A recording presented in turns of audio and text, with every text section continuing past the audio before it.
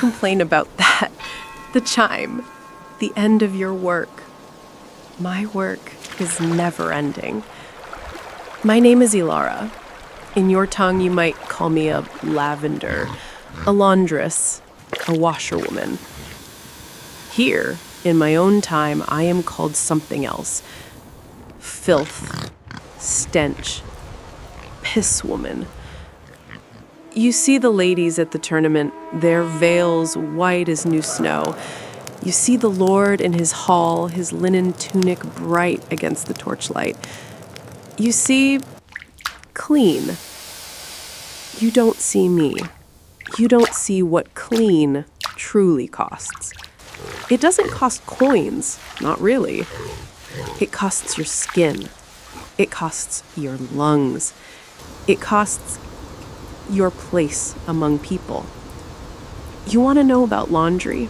You want to know how bad it really was? Come with me. Stand by the river. But be careful. Don't stand too close. The smell, my smell, it's not for the faint of heart.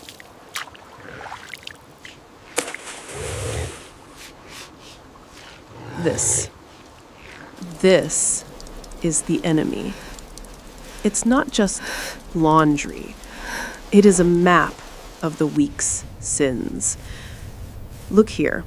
This greasy, dark stain on the Lord's doublet, that's half a boar dripping from his beard at the feast.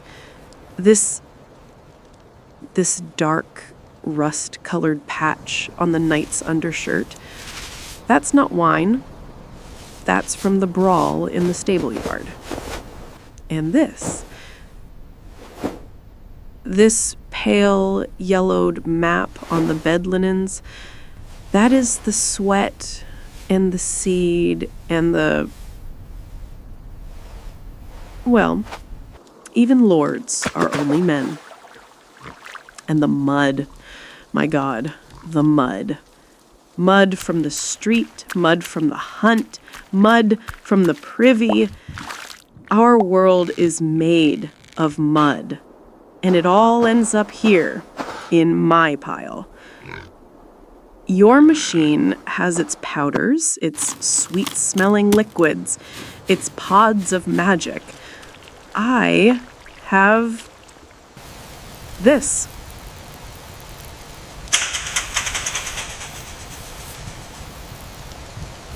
Ash.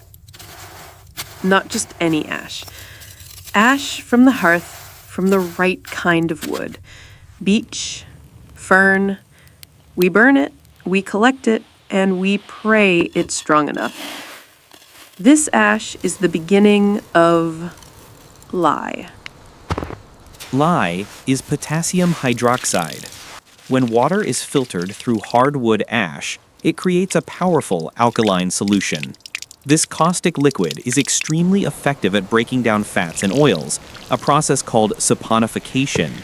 It literally turns the grease into a primitive, water-soluble soap, but it is highly corrosive to human tissue. You know this word, perhaps. You think soap. Soap is a luxury. Lye is a weapon. We soak the heaviest stains in this liquid fire. It eats the grease. It eats the grime. It also eats the fabric. You leave it too long, you'll have a hole instead of a stain. A hole means a beating, or no pay, which is worse. And of course, it eats me. Look at my hands. Go on, look. They are not the hands of a woman my age. I am 23. These are the hands of a crone. The skin is cracked, red, weeping. The lye burns in fissures so deep I can see the pink of new flesh underneath. In the winter, In the winter, the cracks freeze. They split open. They bleed into the very clothes I try to clean.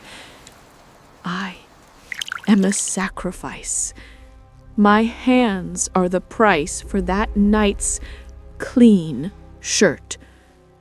But the lie is not the worst, not even close. The worst is the secret to white. The lady of the manor, she demands her veils be as white as a dove. The priest, his robes as pure as the host. Purity. Purity smells like piss.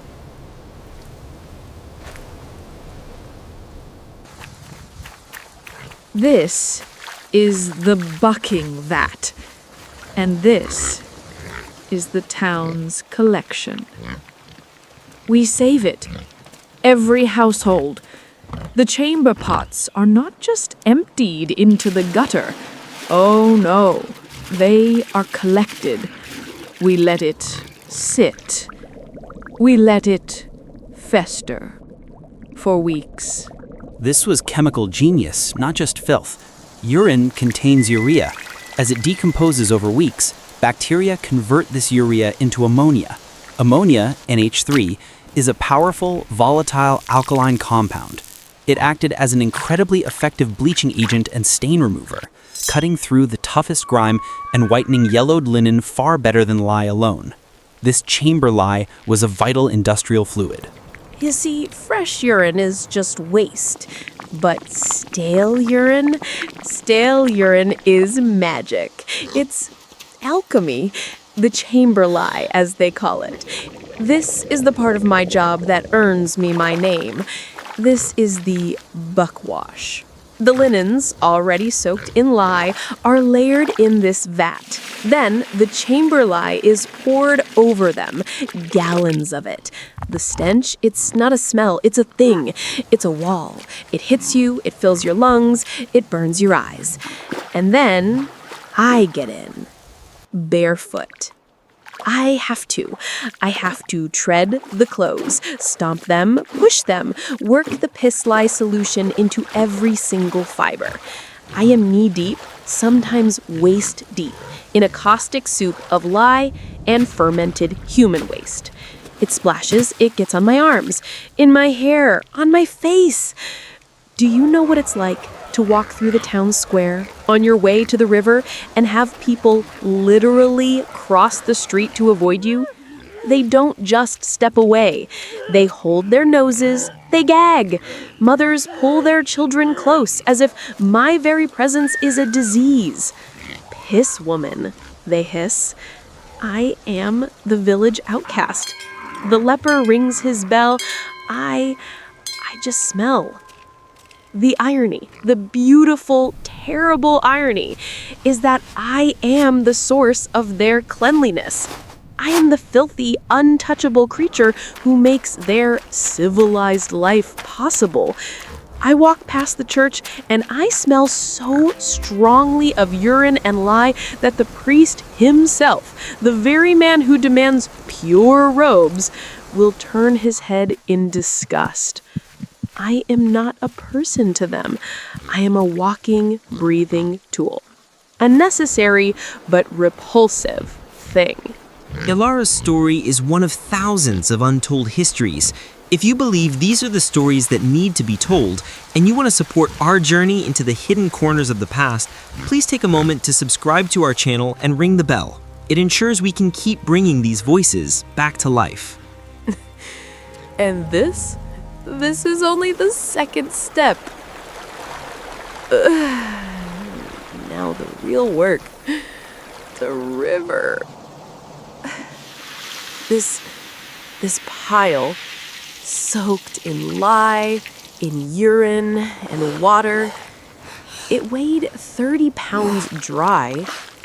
Now it weighs 100 or more. I have to haul this by cart or on my back half a mile to the riverbank. My back is a knot of old, cold pain. My shoulders, I don't even feel them anymore. The riverbank is not a peaceful place. It's not a painting. It's a battlefield. This is our territory, the Lavenders. We are our own tribe, bound by shared misery and the smell of ammonia. We fight. We fight for the best rocks, the flattest, smoothest ones, jutting out into the current. We fight for space. And then we fight the clothes.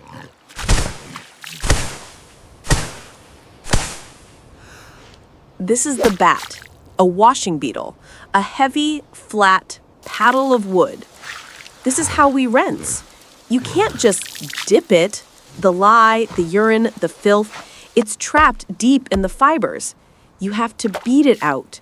You lay the garment on the rock, and you strike it.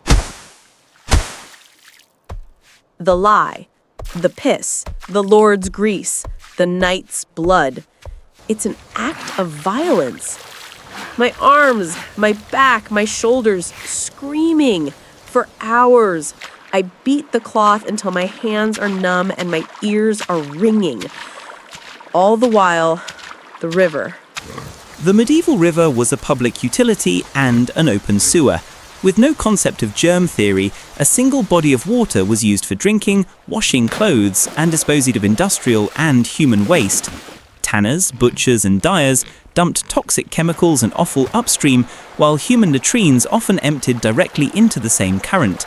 This made the riverbank a primary vector for diseases like cholera, dysentery, and typhoid. The river is our enemy, too. In the summer, it's low and sluggish. The water I'm rinsing in, 10 paces upstream, that's where the tanner dumps his chemicals. 20 paces, that's where the butcher throws the animal guts. 50 paces, that's the latrine overflow. I am beating the filth out and rinsing it in new filth. Agnes, my friend, she worked the rock next to mine. She had a cough last week. This week, she is gone. In the winter, the river is a murderer. The water is so cold, it's like plunging your hands into a bucket of needles. The rocks are slicked with ice. You slip, you fall in, the weight of your own clothes will pull you under.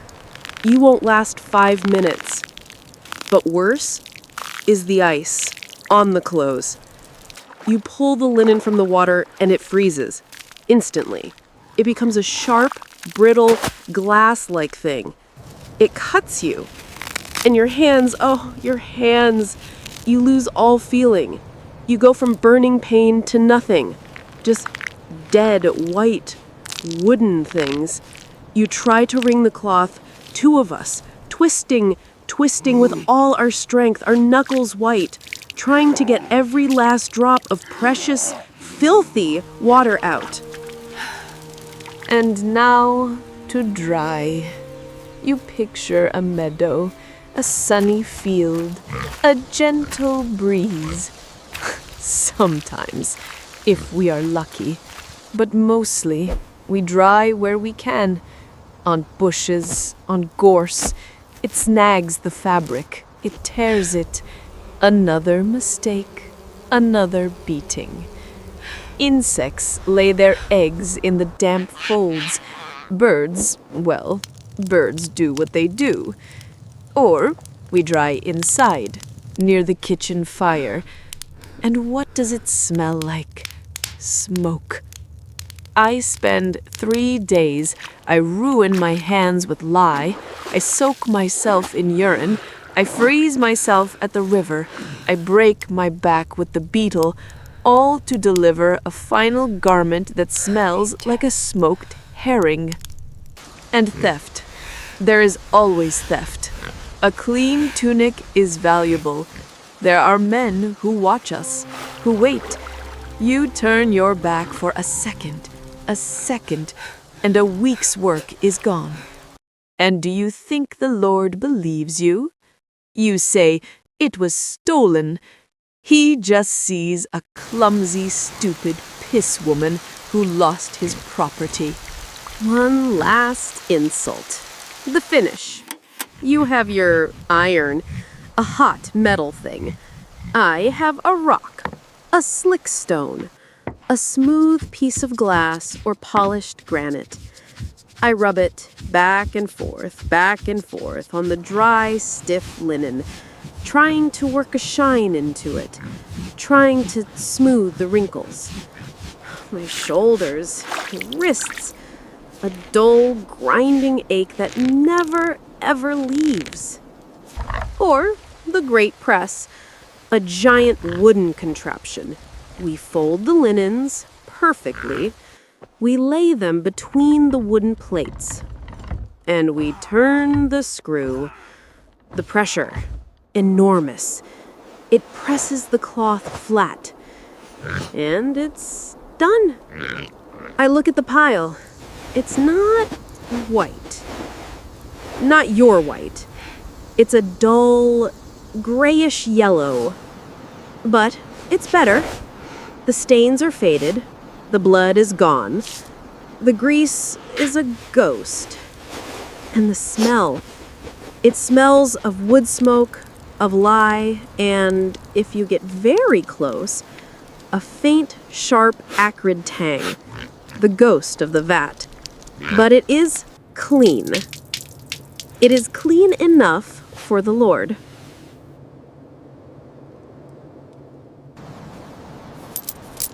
That is my pay. For 3 days of work that will be undone in one night of feasting. I take the coin. My hands are too raw to even feel the metal. I walk back to my hut on the edge of town. The children stop their play. The men at the tavern fall silent. They watch me pass. I am Ilara, the piss woman. The one who makes them clean. The one they will never, ever touch. So, you, in your warm house, you stand before your buzzing, chiming miracle. You sigh. You call it a chore. You say you hate laundry day. I do best. You have no idea. You have no idea what a miracle you command. Your machine, it didn't just give you clean clothes. It gave you back your hands. It gave you back your health. It gave you back your humanity. A miracle. Ilara's voice is just one echo from a past that feels almost alien. It forces us to ask, what modern chore do we complain about that is actually a miracle our ancestors would have considered magic? Let us know your thoughts in the comments below. What part of Ilara's story shocked you the most? Thank you for watching.